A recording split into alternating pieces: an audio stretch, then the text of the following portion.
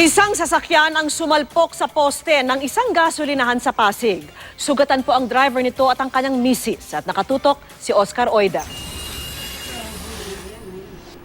Pasado alas 4 ng madaling araw nang suwagin ng close van ito ang poste ng isang gasolinahan sa Marcos Highway, Santolan, Pasig. Sa tindi ng pagkakasalpok, ang driver nito naipit sa kinauupuan. Sugatan naman ang isang babaeng nasa passenger seat.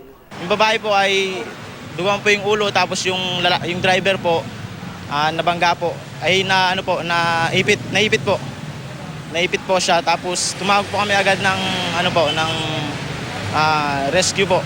Nang buksan ang likuran ng van, nagbabaan na ang mga pahinanting animoy nakalugdaw ng gusto kasama ang karga nilang banye-banyerang isda. Agad namang rumisponde ang mga rescuers. Unang nailabas ang babaeng nasa passenger seat. Pero ang asawa niya at driver na kinilalang si Hercules Loro, inabot ng halos 1 oras bago na ilabas.